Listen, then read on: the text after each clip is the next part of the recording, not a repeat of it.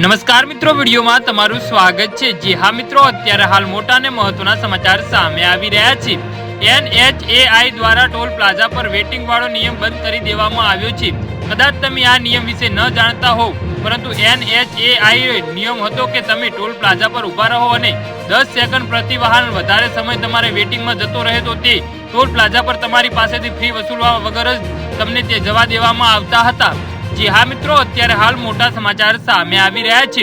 આ નિયમને જો કે હવે હાઈવે ઓથોરિટી દ્વારા રદ કરી દેવામાં આવ્યો છે। આ નિયમ અનુસાર જો ટોલ પ્લાઝા પર કોઈ ગાડીને ક્રોઝ અથવા તો 10 સેકન્ડ કરતા વધારે સમય લાગે તો તેની પાછળવાળી ગાડીને ટોલ નહીં ભરવો પડે। આ પ્રકારે જો ટોલ પ્લાઝા પર ગાડીઓની લાઈન 100 મીટર કરતા વધારે હોય તો તમામ ગાડીઓને ફ્રીમાં જવા દેવી પડે તેવો નિયમ હતો। જી હા મિત્રો, અત્યારે હાલ મોટા સમાચાર સામે આવી રહ્યા છે। 100 મીટર એટલે કે ટોલની પહેલાની પીળી લાઈન સુધી ગાડીઓ હોય તો તેમને ટોલ વસૂલ્યા વગર જ જવા દેવા તેવો નિયમ હતો। નિયમ વર્ષ 2021ના મે મહિનામાં બનાવાયો હતો। આ નિયમ ફાસ્ટેગ ધરાવતી ગાડીઓ પર લાગુ પડતો હતો। જો કે આ નિયમ માત્ર કાગળ પર જ હતો, ક્યારે પણ આ નિયમને લાગુ થઈ શક્યા ન હતા। જી હા મિત્રો, અત્યારે હાલ મોટા સમાચાર સામે આવી રહ્યા છે।